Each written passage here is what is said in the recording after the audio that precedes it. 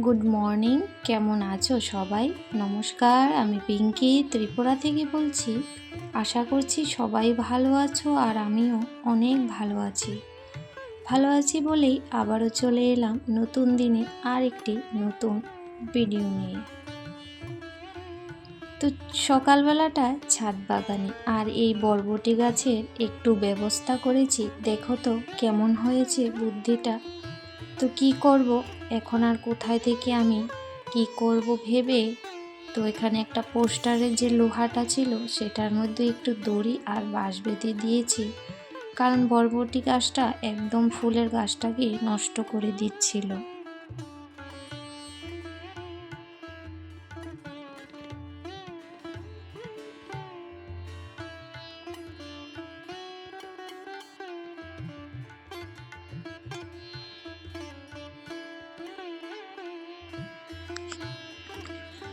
তো গতকাল রাতে আমাদের এখানে বৃষ্টি হয়েছিল, তাই বলে আকাশটা একটু মেঘাচ্ছন্ন আছে। তো যাই হোক, ঘরে এসে সমস্ত কাজ সেরে নিয়েছি আর ঠাকুর সেবা দিয়েছি। গরমের মধ্যে টার্গেট নিয়ে সমস্ত কাজ যদি করা যায় একা হাতে, বুদ্ধি খাটিয়ে সমস্ত কাজ কিন্তু হয়ে যায়। আমার রান্না বান্না থেকে শুরু করে সকালের নাস্তা, সন্ধ্যার টিফিন সব কিছুই একা হাতে কমপ্লিট করব। তো এখানে এসে মাছ নিয়ে আসলো দেখি, তারপর মাছগুলা কেটে ধুয়ে রান্নাও বসিয়ে দিয়েছি। কিন্তু তো ওইদিকে দুই কড়াইতে রান্নাটা করব, তো রান্না হতে যেহেতু সময় লাগবে, তো সেই জন্য দুই কড়াইতেই রান্না বসিয়েছি। তো গরমের মধ্যে যতই চাই না কেন রান্নাঘর থেকে তাড়াতাড়ি পালানোর কিন্তু কোনো ব্যবস্থাই নেই। তো রান্না তো করতেই হবে, একার হলে কিন্তু সেদ্ধ ভাত করে খেয়ে নিতাম। তো বাকি সবাইকে তো এভাবে খেতে দেওয়া যাবে না। তো আজকে সকালের নাস্তা সেরকম কিছু করিনি, তাই শেয়ার করলাম না।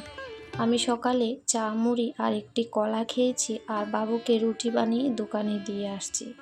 তো সব দিন না রুটি খেতে কেন জানি ইচ্ছা করে না। আমি মাঝে মাঝে এরকম খাই না, একটু মুড়ি বা অন্য কিছু খাই। রোজ রোজ ভালোও লাগে না রুটি খেতে।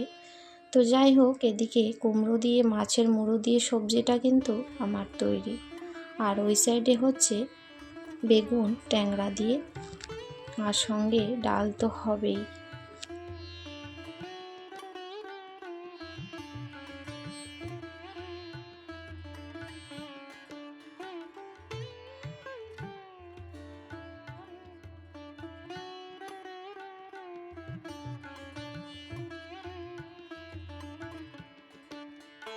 তো ছেলে বাড়ি আসছে, ওই যে শুক্রবারে বেড়াতে গিয়েছে, মানে মঙ্গলবারে ঘরে আসছে। তো আসবে বলেই তো জানি, তো সেই জন্য অনেক দিন ধরেই ভেজিটেবল চপ করব, আর খাওয়া হচ্ছিল না। তো পরীক্ষার একটা টেনশন ছিল, এতদিন পরীক্ষা নিয়ে দৌড়াদৌড়ি। তো ভাবলাম না এখন বানিয়ে নিই, আর বিটরুটও আমাদের এখানে কিছুদিন পর পাওয়া যাবে না, তাই। তো ছোট সোনার বায়না, ওকে বেগুনি করে দিতে হবে। ও মাছ তো তেমনি তো খেতে চায় না, আর সঙ্গে কিন্তু সবজিও কম খায়, একদম খেতে চায় না বললেই চলে। তো বেগুনি খেতে চেয়েছে, তাই দুটো বেগুনি ভেজে দিচ্ছি। আর এখানে কিছুটা ট্যাংরা মাছ পেঁয়াজ দিয়ে করেছি।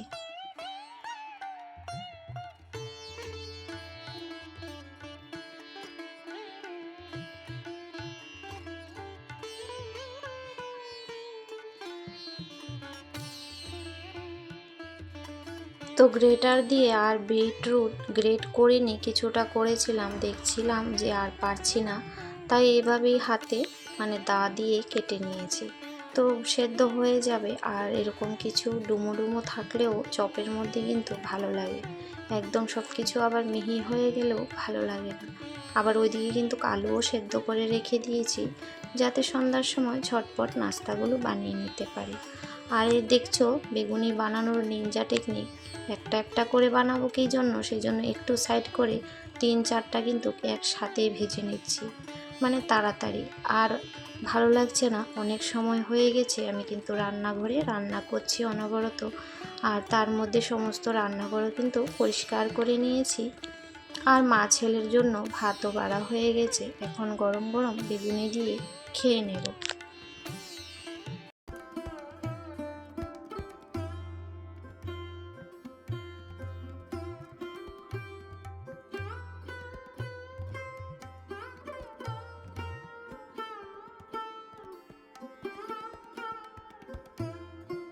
তো খাওয়া দাওয়া করে এখন বলবে যে কি বিছানা ভাঁজ করছি।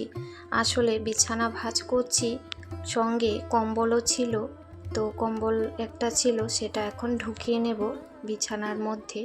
তো ঢুকিয়ে নিয়েছি। আর এখন তো গরম পড়ে গেছে, এখন কম্বল কাঁথা এসব গায়ে দেওয়া যায় না।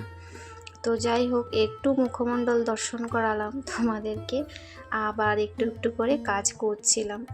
তো রেস্ট করব কি, তো কাজ যদি চোখে থাকে মানে ভালো লাগে না যে কাজগুলো একটু পড়ে আছে একটু করে নিই। আর কাজ করতে করতে শরীর যখন একটু ক্লান্তি আসবে তখন একটু না হয় রেস্ট করে নেব।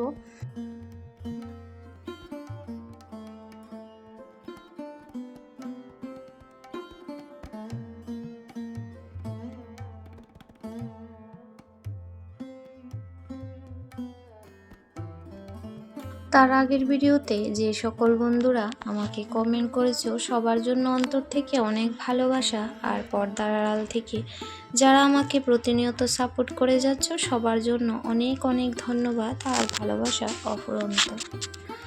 তো শুভ সন্ধ্যা, সন্ধ্যায় চলে এসেছি। সন্ধ্যায় কিন্তু আমি অনেক কিছু তৈরি করে নিয়েছি অফ ক্যামেরা। এই যে ভাজা মশলাটা, তার মধ্যে রয়েছে মৌরি, ধনে, জিরা, শুকনো লঙ্কা, গরম মশলা। তারপরে বাদামও ভেজে নিয়েছি। আর এই সবজিগুলো কিন্তু ভাজা হয়েই গেছে আমার প্রায়। তো ততক্ষণে আমার ভাগনা আর ছেলে চলে এসেছিল বিকেলবেলাটায়। তো ওর কাছে যেহেতু মোবাইল ছিল তাই কিন্তু আমি এগুলি আর শেয়ার করতে পারিনি। তো যাই হোক, সবাই জানে। তো আমি কি করে করছিলাম সেটাই শেয়ার করছি।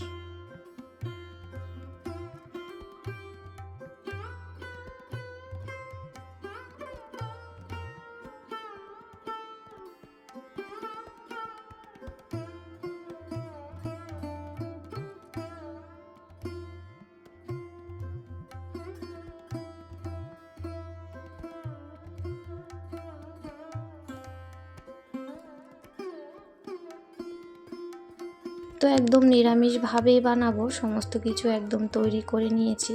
তো ডিম দিয়ে করব না, ডিম দিয়ে করলে তেলটা যে থেকে যায়, অনেকটাই তেল থাকে, ভাজা তেল এমনিতে নষ্ট, মানে ভালো সবজিতে তো দেওয়া যায় না, ভাজাভুজি করে খাওয়া যায়। তো সেজন্যই মানে আমি ডিম দিয়ে করছি না, এভাবে কর্নফ্লাওয়ার গুলে নিয়েছি। আর সঙ্গে যে টোস্ট বিস্কুট ওইটাকে কিন্তু গুঁড়ো করে নিয়েছি, ওর সাথে কিছুটা কর্নফ্লাওয়ার ছিটিয়ে দিয়েছি আরও একটু ক্রিস্পি হওয়ার জন্য। তো এভাবে সমস্তগুলোকে ডাবল কোটিং করে নেব, কোটিং করে তারপর তেলে ভেজে নেব। ওইদিকে কিন্তু তেলটা আমি আঁচ কমিয়ে বসিয়েও রেখে দিয়েছি।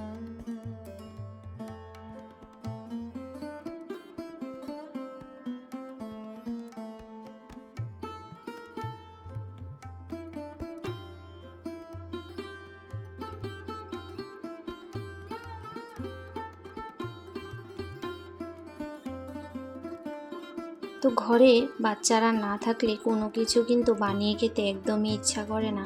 তো ছেলে কখন আসবে, বাড়ি আসবে সে চিন্তায় ছিলাম। তো এসেছে, বানাচ্ছি। তো দুইজনাই খাবে, ভাগনাও তো আছে। তো বাচ্চারা কিন্তু এসব জিনিস খুবই বেশি পছন্দ করে। তো ওদের পছন্দ আর ওদের ভালো লাগা বলেই তো বানানো, তাই না? তো বাচ্চাদের কোনো কিছু খেতে দিলে ওরা যদি তৃপ্তি করে খায় তাহলে বানাতেও কিন্তু বেশ ভালো লাগে। তো যাই হোক, ওদিকে কিন্তু আমি একদম গরম গরম চা বসিয়ে দিয়েছি, আর সঙ্গে কিছুটা শসা পেঁয়াজও কেটে নিয়েছি। আর সন্ধ্যায় এরকম চটপটি নাস্তা হলে কার না ভালো লাগে। তো যাই হোক, এখনও পর্যন্ত যারা বানিয়ে খাওনি, বানিয়ে চটপট করে খেয়ে নাও, বেশিটা সময় কিন্তু লাগে না। তো পরিবারের সবার সাথে মিলে সন্ধ্যা এরকম নাস্তা হলে সন্ধ্যাটা কিন্তু একটু জমজমাট হয়। আর সেই রকম কিছু শেয়ার করিনি, আমরা সবাই মিলে খুব হাসি ঠাট্টা করতে করতে সন্ধ্যার নাস্তাটা কিন্তু খেয়েছিলাম।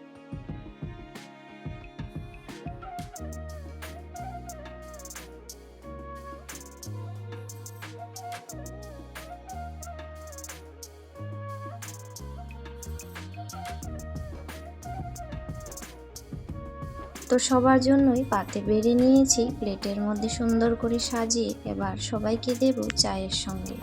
তো আজকের ভিডিওটি কেমন লেগেছে অবশ্যই কমেন্ট করে জানিও। যদি ভিডিওটির কোনো অংশ একটুও ভালো লাগে তোমাদের ভালোবাসা দিও, আর যদি না ভালোও লাগে তাহলেও অবশ্যই কমেন্ট করে জানিও, আমি আরেকটু ভালো করার চেষ্টা করব।